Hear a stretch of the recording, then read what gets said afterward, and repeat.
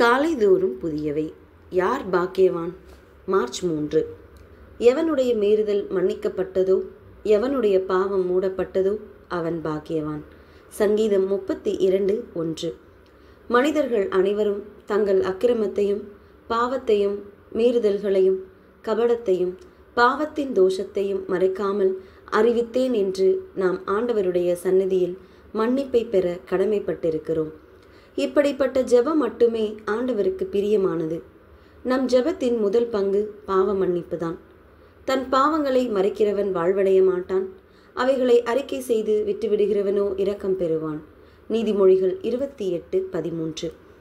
எல்லோரும் பாவம் செய்து தேவ மகிமையை இழந்துவிட்டோம். பாவ மன்னிப்பு பெறுவதே தேவனுடைய கிருபையின் சகாயம். பக்தியுள்ளவன் எவனும் விண்ணப்பம் செய்வான். அப்பொழுது மிகுந்த ஜலப்பிரவாகம் வந்தாலும் அது அவனை அணுகாது. நம்மை இக்கட்டுக்கு விலக்கி காப்பதோடு மாத்திரமல்லாது இரட்சணிய பாடல்கள் நம்மை சூழ்ந்து கொள்ளும்படி செய்கிறார். நமக்கு போதித்து நடக்க வேண்டிய வழியை காட்டி தம்முடைய கண்ணை நம்மேல் வைத்து நமக்கு ஆலோசனை சொல்லுகிறார். தம்முடைய கிருபையினால் நம்மை சூழ்ந்து கொள்ளுகிறார். அது நிமித்தம் நாம் கர்த்தருக்குள் மகிழ்ந்து ஆனந்த முழக்கமிடலாம். இவைகளெல்லாம் எப்போது நடக்கும்? நம் இருதயத்தை அடக்காமல் ஆண்டவரிடம் கதறி அழுது ஒப்பு கொடுக்கும் போது தேவன் தம்முடைய இரக்கத்தை காண்பிக்கிறார்.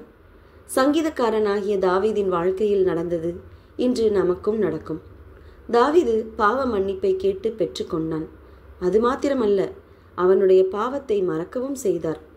கர்த்தர் புதிய ஏற்பாட்டில் நம்முடைய பாவங்களை நினைக்க மாட்டார் என்று எபிரேயர் புத்தகத்தில் கூறியிருந்தாலும் பழைய ஏற்பாட்டில் என்ன சொல்லுகிறார்? அவர்களுடைய பாவங்களை விசாரிப்பார். ஓசியா 9:9.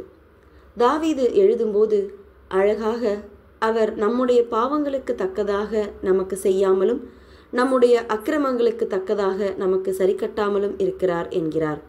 சங்கீதம் 103:10. அறிக்கை செய்யப்படாத பாவங்கள் இருக்குமானால் அவைகளை நுட்ப நியாய விசாரணையில் விசாரிக்கப்படும்.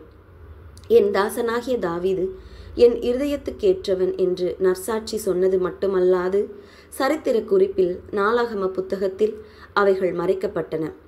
அவன் நிமித்தம் ஒரு விளக்கை கடைசி வரை எருசலேமில் வைத்தார். அதிலும் மேன்மையாக தாவீதின் வம்சத்தில் நம் ஆண்டவராகிய இயேசு கிறிஸ்து பிறந்தார். யார் மிகவும் பாக்கியவான்கள்? தாவீது போல தங்கள் பாவங்களை அறிக்கையிட்டு மன்னிப்பு பெற்றவர்களே என்பதில் எந்த சந்தேகமும் இல்லை. அவர்கள் செய்த பாவங்கள் அல்ல, அவர்களுடைய பெயர்களே நிலைத்திருக்கிறது. ஜெபம். அன்புள்ள பிதாவே, தாவீதைப் போல நாங்களும் உம்மிடம் எங்களை ஒப்படைக்கிறோம். ஆமேன்.